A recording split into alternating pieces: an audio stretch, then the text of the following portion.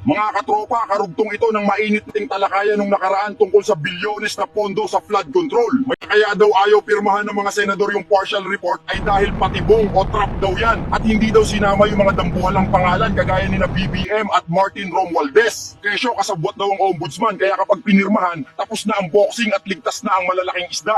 Palusot ba o totoong taktika? Sagutin muna natin ng diretso yung tanong. Tama ba na isangkot at imbestigahan si BBM? Ang sagot dyan, bossing, oo naman. Doon lang tayo sa totoo at sa batas. Kahit presidente pa yan, kung may kinalaman o may inaamoy na anomalya, dapat kalkalin at imbestigahan. Kahit na bukang bibig pa yan ni Saldico at kasama pa dyan si Romualdez, walang sinasanto dapat pagdating sa pera ng taong bayan. Pero heto ang matinding sampal ng katotohanan dyan sa mga nagmamagaling at nagmamalinis kuno. Paano nyo iimbestigahan ang mga yan at mapapanagot kung kayo mismong mga senador ay ayaw pumirma sa report?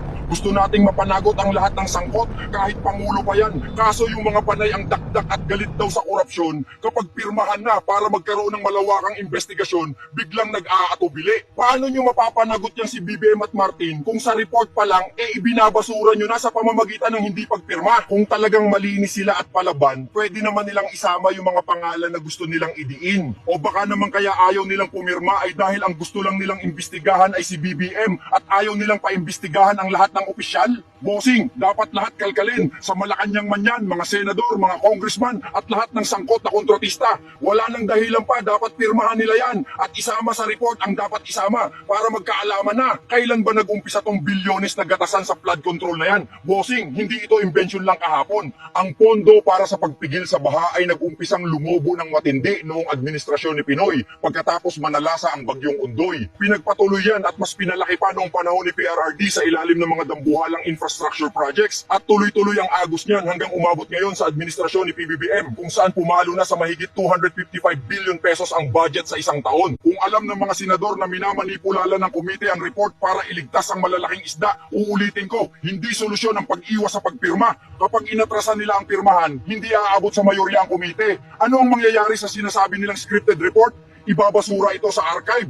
Tablado ang kaso, walang uusad, walang hearing sa plenaryo. Sino ngayon ang panalo? Yung mga mastermind at ang mga nag-direct ng palabas. Mahimbing silang makakatulog dahil tinapos agad ang issue sa committee level pa lang nang walang nakikipagdebate sa kanila ng harapan. Ito ang totoong solusyon kung paano mapapanagot ang lahat. Pipirma sila para mapilitang iakyat sa plenaryo ang report. Tapos ilalakip nila ang tinatawag na dissenting opinion. Dito sa papel na to nila isisingit at isusulat ang mga pangalan ni na PBBM, Romualdez at lahat ng tingin nilang mastermind. Pagdating sa session hall na naka-live TV sa buong Pilipinas, doon nila basahin yung mga testimonya ng mga testigong pinatahimik.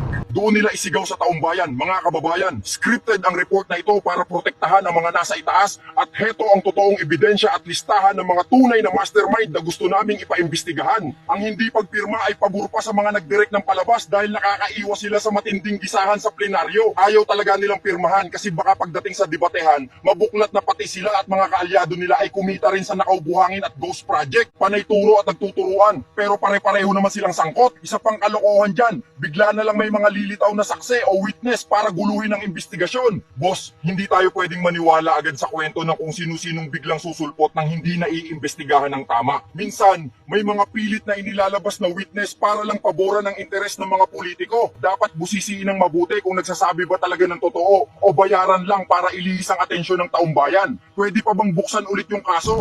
Napakahirap na kasi mismong yung mga abogadong senador na umiwas pumirma ang tumapos sa issue nang hayaan nilang maibasura ito sa limot. Aba, teka nga muna. Puro kayong ngak-ngak sa media na gusto nyong makulong yung mga dambuhalang isda pati presidente. Pero nung binigyan kayo ng pagkakataon na isulat yung mga pangalan nila gamit ang dissenting opinion, nagtago kayo sa palda ng mga palusot. Habang ang mga ordinaryong Pilipino ay inaanod ang mga bahay at kabuhayan tuwing bumabagyo, kayo dyan ay nagtuturuan at naglalaro ng politika. Kung totoong matapang kayo at gusto nyong malinis ang buong gobyerno, bakit hindi nyo bitbitin yung laban sa mismong Senado kung saan bukas ang kamera at nakikita ng buong Pilipinas? Madaling magmagaling sa social media at magmalinis, pero sa totoong bakbakan para sa pondo ng taong bayan na ninakaw sa flood control, bigla kayong nagiging bahagang buntot. Hindi trap yung report na yan. Ang totoong trap ay yung niloloko nyo ang mga butante nyo na lumalaban kayo, pero sa totoo lang, ibinabasura nyo yung isyo para makalusot kayong lahat kasama ang mga kaalyado nyo. Dito natin makikita kung sino ang may tunay na paninindigan. Ang pagiging mambabatas ay hindi natatapos sa paggawa ng ingay sa social media o sa pagtatago sa opisina para umiwas sa pirmahan. Ang tunay na laban ay sa debatehan sa Senado kung saan pwede mong ilantad ang lahat ng baho ng mga kasabwat